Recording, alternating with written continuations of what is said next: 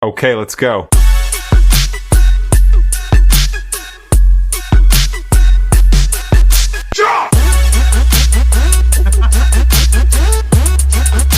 Welcome everyone to episode 2 of the Oz MJ Show.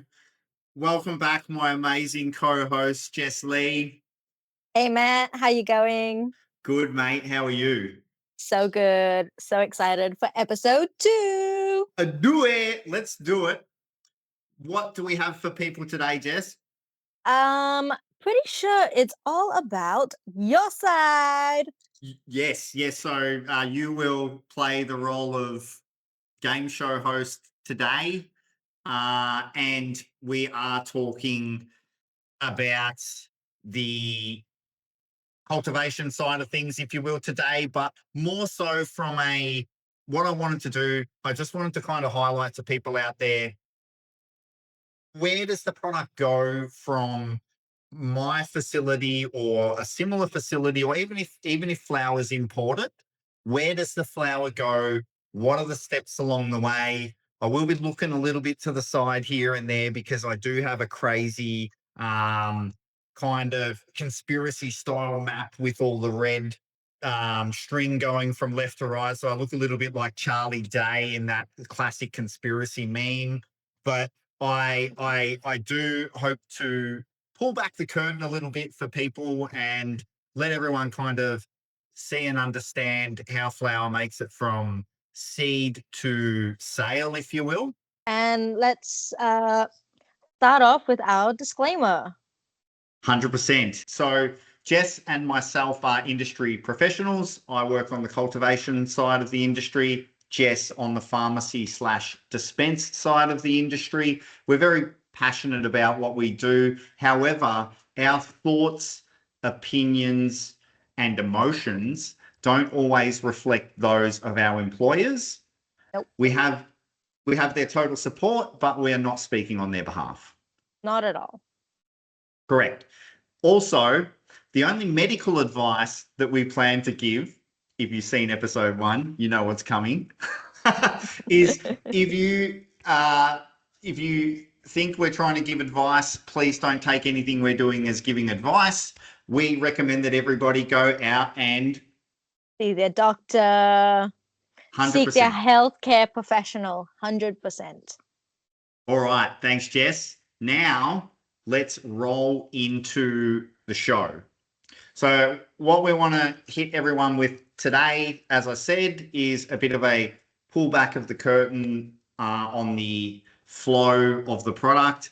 We'll be dropping some little icons down below here or here somewhere that will hopefully assist with the visualization of what we're doing.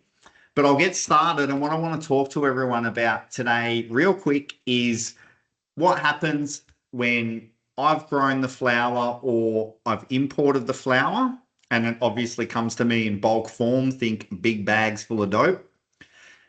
How do we then get that from what is a bulk product into a palatable medicinal container suitable for patients? The first thing that happens is I grow it or import it.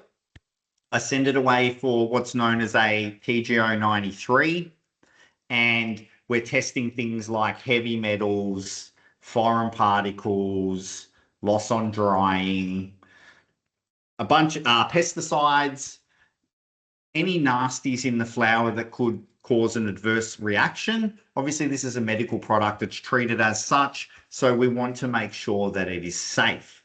So once the product's been tested, we then send it away for irradiation. So love it or hate it, the majority of product on the Australian market is E-beam irradiated, which everyone has kind of figured out is a nice form.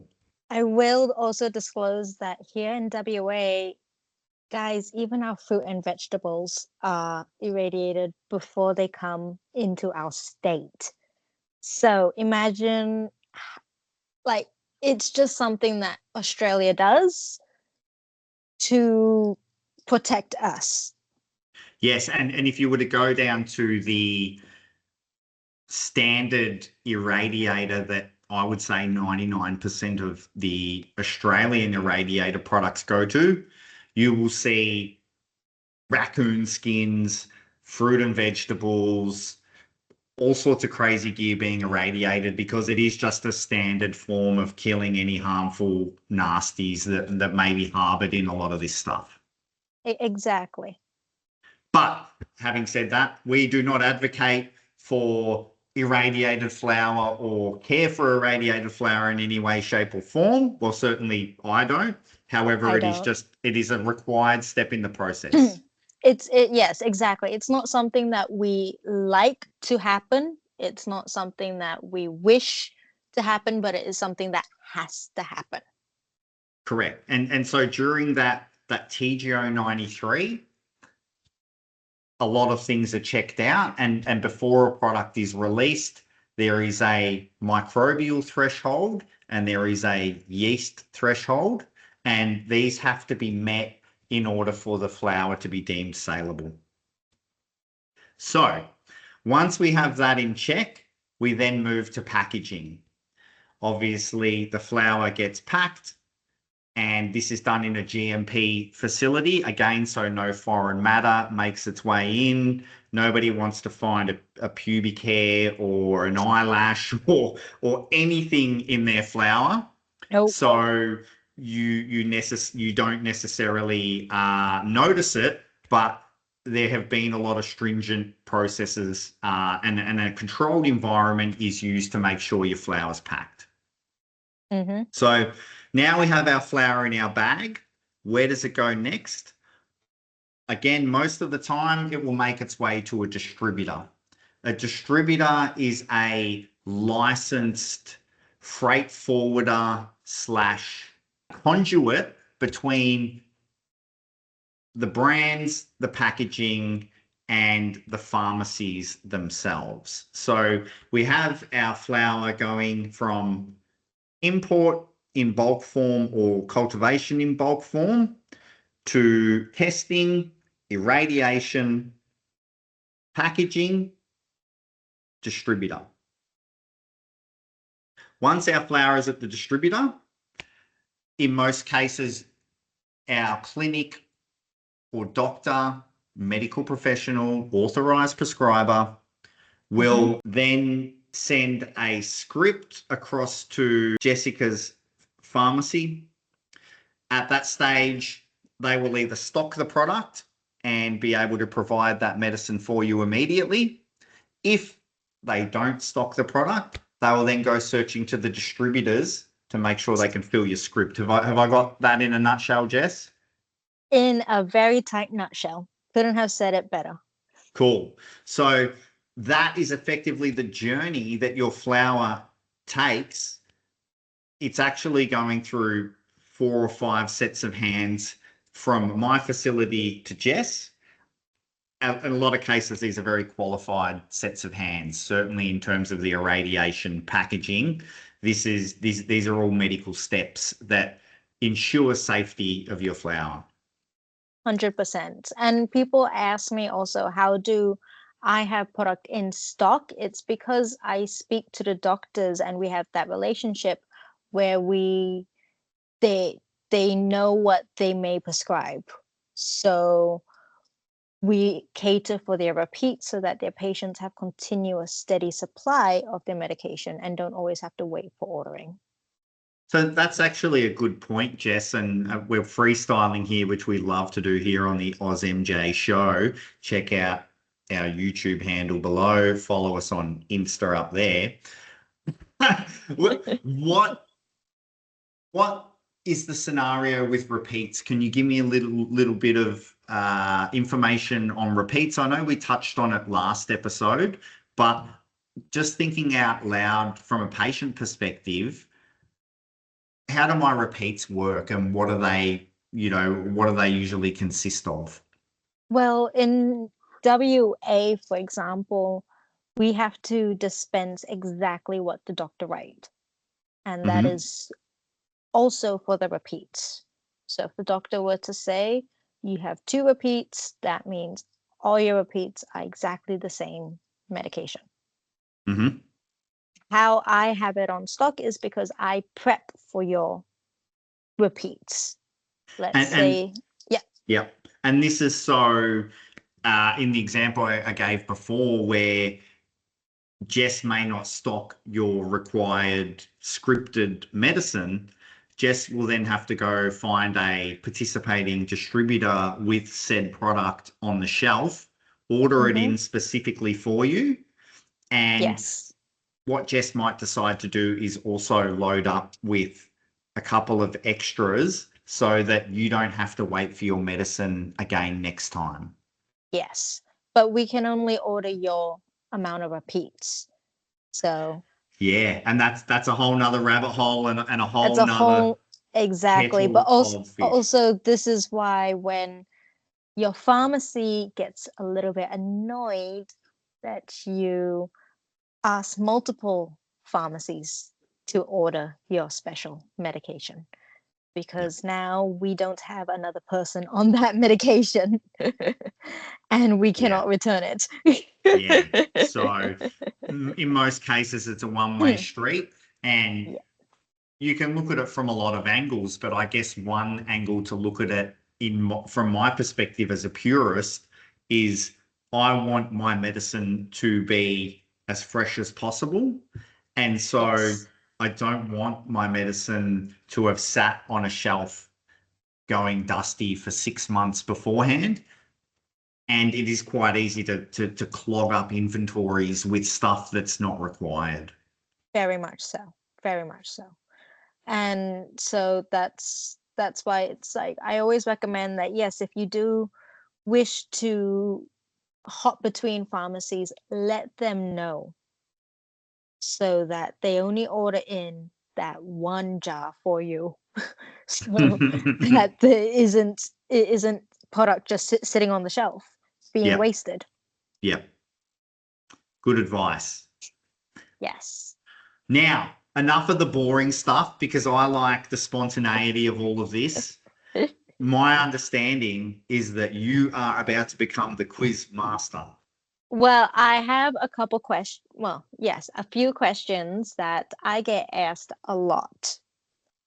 And I think it's time to throw it on to you.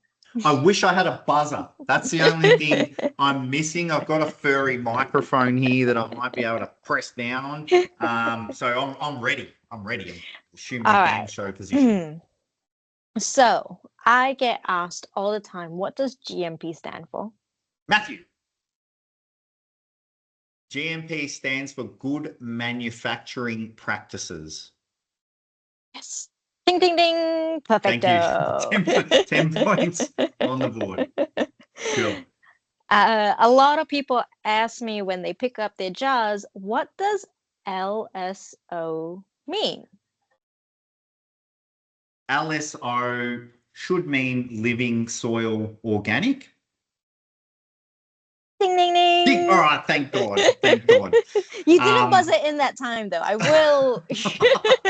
Minus 5 points, deduct 5. Yes, living soil organic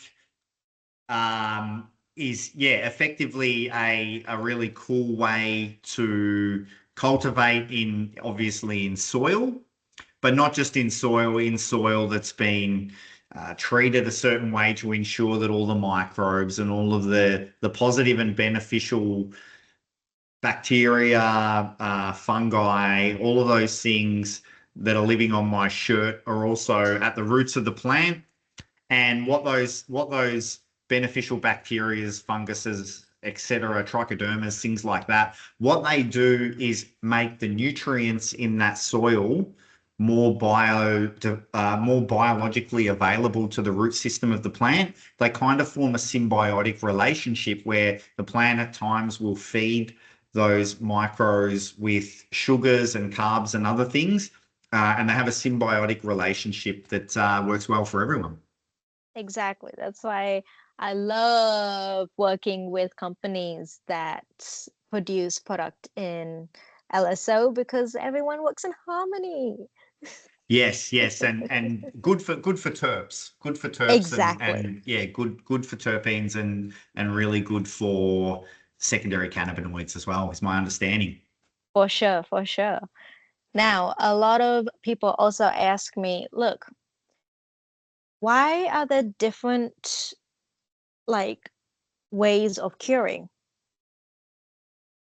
Yes, yes. And you've put me square in the hot seat here, Jess, because this is a very subjective space, and I'm not sure that there is a 100% scientifically proven paper that will tell you what the exact time frame or method of curing is. Nope. However, I would say for myself, I like to see a cure anywhere between 2 and 3 weeks. And we like to use technology that allows the product to breathe during that stage and maintain a safe and standard relative humidity or water activity during that stage is probably the more common term. And Kate from Bavita will absolutely nail me if I don't get this right. But my understanding is that the water activity during the curing process should sit between a 0.55 and a 0.65. And this is also at ISDN. I think it's ISDN. I'll double check that. But this is a global standard of water activity for things like dry dog food and fruit roll-ups or whatever, because below 0.55 you start to run into degradation issues especially with things like your trichome heads. And above 0.65 is where your microbials and nasties will start to grow and produce. So, or should I say reproduce? So as a result, we don't want something too moist where the yeasts and microbes and bacteria are going to reproduce and colonize. We don't want something too low, below 0.55, because that's where a lot of the goodies that your living soil organic growers, as an example, have worked so hard to get in there. You drop it below 0.55 and you start to lose that, all of your light ends and your really volatile esters, thiols, some terpenes will start to gas off at that stage. So really, really technical answer that Very we're happy to technical dig answer. into. If you have any questions, hit us up in the comments and I'll send some links and add to that. But yeah, hopefully that shed some light on the curing. Generally for me, 2 to 3 weeks. Perfect. I will disclose that I'm not a grower. I am not a grower. I care for the plant. I respect the plant. I love the plant. But I am aware that I do not have the time or the patience to grow the plant. So I will just disclose that and put it out there. Yes, but what you have with the Oz MJ show is we have the bookends, we have both ends of the process. And yeah, Jess, if you need any advice on how to keep any plants around the house there alive, I'm happy to help. Thank you. And that's what makes our show so special, is that you get both ends, and one of us is not ashamed to admit the other one can't do what the other one does. I 100% could not do what you do, Jess, and in the way you carry yourself with aplomb, definitely would do not stick me behind the counter of a dispensary / pharmacy. Okay, noted. Noted. I will break. See him walking in the corner. Wanna go home. It's only the walkthrough. We've just shown him the tea room. He's already in the toilet hiding out. Well, how did I do, Jess? What did you think? You did very well, very well. Round of applause, everyone. Thank you. Insert fake round of applause as per usual. That's going to wrap us up for another episode of the Oz MJ Show. Please give us a like, give us a follow, give us some feedback on my crazy shirt. Per usual. Thanks everyone for joining us. We hope shed some light on the industry, and we look forward to seeing you in episode 3. See you then.